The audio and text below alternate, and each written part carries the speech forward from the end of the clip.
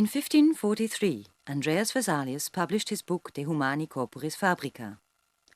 In the chapter on the heart, the important function of the mitral valve is pointed out.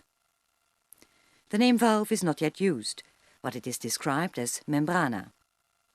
The resemblance to the mitre episcopale is specifically mentioned to underline the fact that he did not agree with the description of Galenus in his concept of a tri-leaflet left atrioventricular valve. Vesalius' drawings were not yet accurate, but by 1830 there were books on human anatomy used as teaching material for the University of Leiden, with drawings that are still valid today.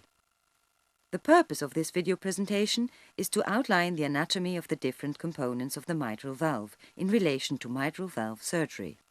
The histology and anatomical dimensions are clinical data. The recordings used to illustrate valve function were made in our experimental laboratory inside an isolated working pig heart preparation. The mitral valve consists of 4 parts: the mitral annulus, the mitral valve leaflets, and the subvalvular apparatus consisting of the chordae and the papillary muscles.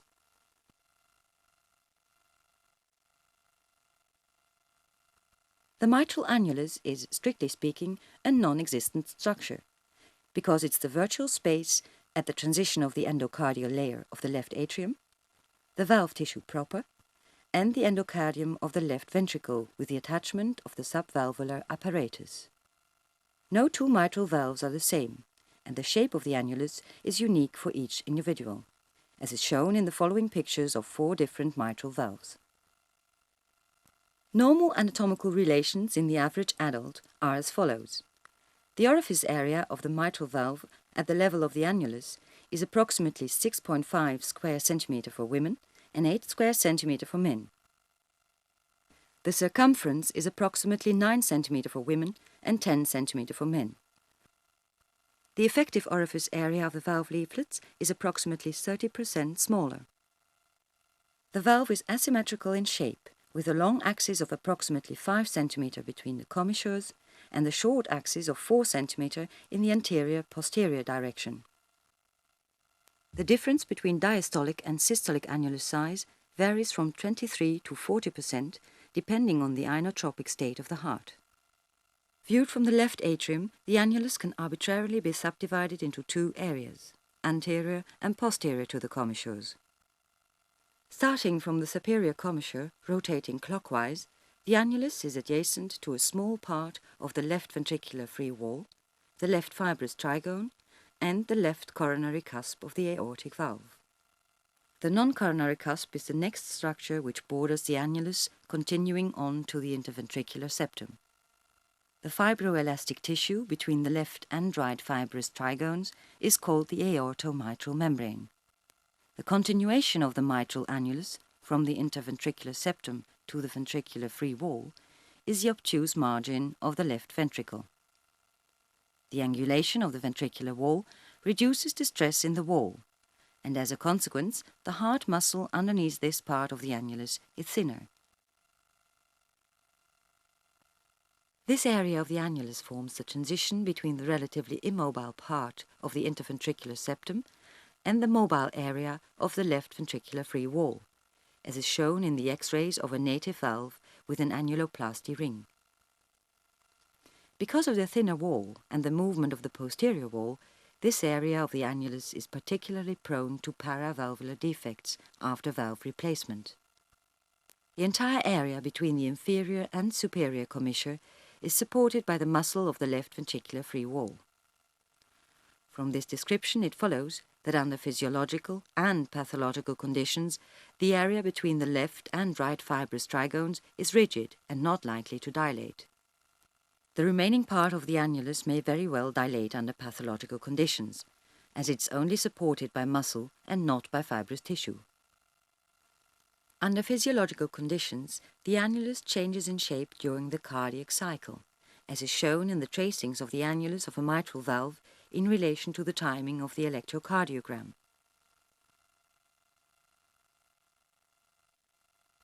The motion of the annulus is mainly visible as a torque in the region of the posterior leaflet, as can be seen in the next pictures in which the annulus is marked by buttons. Note the lateral movement of the button on the posterior annulus. After implantation of a ring or prosthesis into the mitral position, this torque remains present provided that the device itself is and remains flexible. This is certainly the case when a flexible annuloplasty ring is implanted. But the torque is also still present to some extent in this Carpentier-Edwards bioprosthesis with flexible frame. On the other hand, deformation of the annulus, which in this heart with an annuloplasty ring is caused by excessive scar tissue, does not always lead to mitral incompetence. A recent publication on echocardiography showed that in the plane of the annulus, the mitral annulus in man is saddle-shaped. A radio-opaque flexible wire sutured on the annulus as if it were an annuloplasty ring and filmed with cineradiography showed that the plane of the annulus in the pig is flat with a variable upward curvature, like a hockey stick. This curved end is the fibrous continuation between the mitral and aortic valve. From both clinical and experimental data, we believe that except for the area underneath the aortic valve, the annulus is a flat structure, as is also shown in this Duran annuloplasty ring. The explanation for the contrasting observations may lie in the difference of techniques.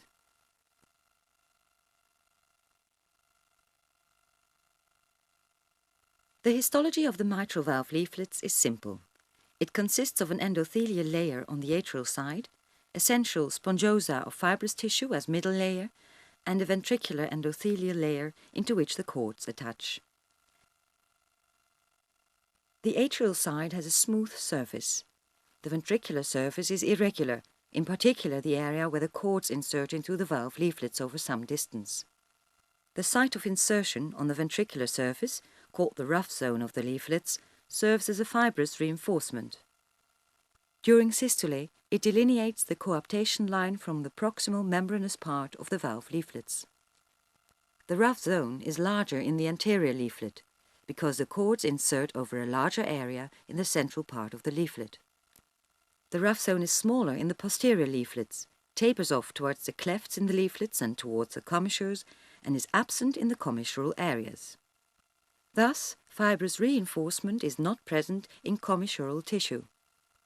Inspection of the mitral valve leaflets shows that the mitral valve consists of two major valve leaflets as well as accessory tissue in the commissural area. The latter varies from almost a full-blown accessory valve leaflet to a 3 to 8 mm area of commissural tissue alone.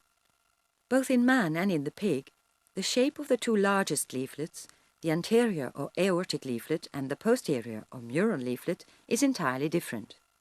In man, the length of the basal attachment of the posterior leaflet is approximately 0.5 cm longer than the basal attachment of the anterior leaflet. The width in the sagittal plane is 1.5 and 2.7 cm respectively. The surface area of the posterior leaflet is somewhat larger compared to the anterior leaflet.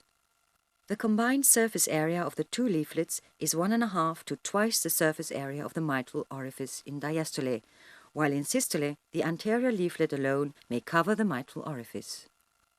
The redundancy of valvular tissue, which is the same in the pig heart, indicates that the mitral valve will not rapidly become incompetent with annular dilation alone. The edge of the anterior leaflet is smooth. The edge of the posterior leaflet often has multiple indentation bridged by commissural cords. Like in the real commissures, the indentations never reach the annulus itself, otherwise the valve would be incompetent. The hinge line of the anterior leaflet is situated between the left and right fibrous trigones of the valve, although this is not the anatomical border. The hinge line of the posterior leaflet is at the annulus, as can be seen from the tilting of the button on the posterior annulus. Depending on the hemodynamic circumstances, the hinge line may vary in position. For example, dilation of the left atrium changes the angle between the aortic and mitral valve. As a consequence, the hinge line of the anterior leaflet moves inward, as is shown in the following pictures of a stenotic annuloplasty ring. Dilation of the left ventricle moves the hinge line of both the anterior leaflet and the posterior leaflet inwards.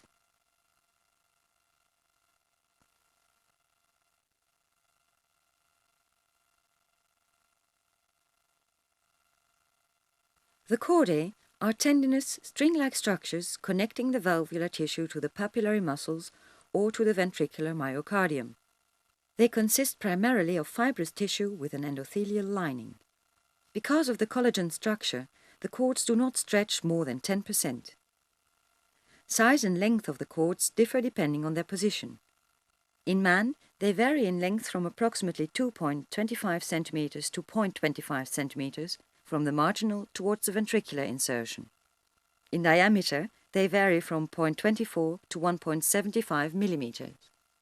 The ventricular origin is mostly single. The valvular insertion fans out in several small cords. Although in the literature the nomenclature of the cords is confusing, the basic branching pattern is fairly consistent for all mammals. Viewed from the posterior papillary muscle and starting from the midline of the anterior leaflet in a semicircular fashion, two large cords insert into the anterior leaflet. Depending on the specific anatomy of the valve leaflets, a fan-like commissural cord with multiple branches bridges the gap between the two adjacent leaflets.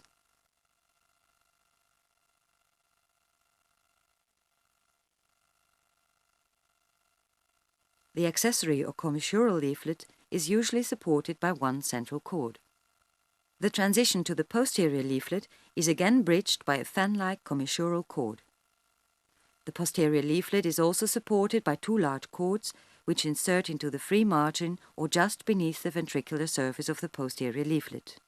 An additional row of cords may arise from the papillary muscle, inserting near the annulus of the posterior leaflet in a parallel line.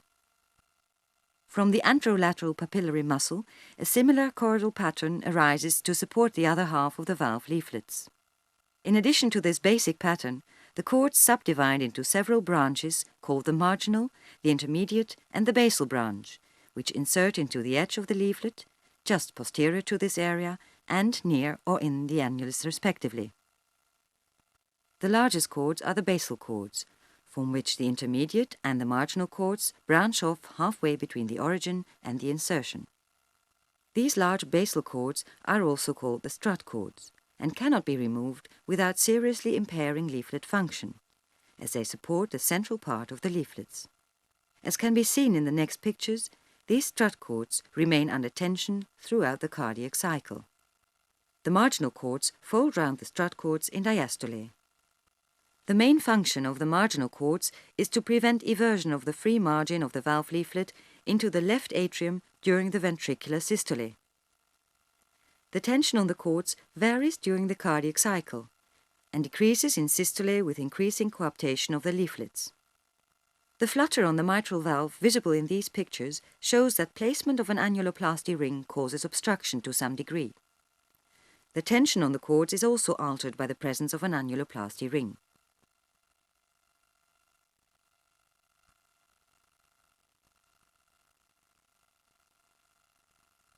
The two papillary muscles supporting the cords of the mitral valve have a variable configuration and a variable size. Both muscles are located at the posterior free wall of the left ventricle. Their arterial supply is either from the circumflex or the right coronary artery. The lateral or the anterolateral muscle is usually single and is located underneath the obtuse margin of the left ventricle. It can be distinguished from the posterior muscle because it is larger. The posteromedian or posterior papillary muscle often is U-shaped, with 2 or even 3 columns, and is located near the right border of the posterior wall. Fibrous or muscular cords may anchor the muscle to the ventricular wall. The cords arise from the papillary muscle in a semicircular fashion. The function of the papillary muscles is closely related to the function of the left ventricular wall. Proper coaptation of the valve leaflets requires that the amount of tension exerted by the papillary muscles remains within strict limits. The papillary muscle increases in length between 10 to 20% during early and mid-diastole and continues to stretch during isovolumic systole until the aortic valve opens. The mitral valve remains almost closed when ventricular extrasystolic beats occur early in the diastole. The result of extrasystolic beats late in diastole is that the valve remains open.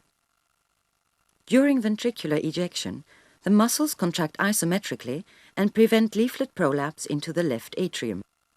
From the left atrial side, the subsequent shortening of at least 20% can indirectly be observed in the additional squeezing movement of the valve leaflets at end systole.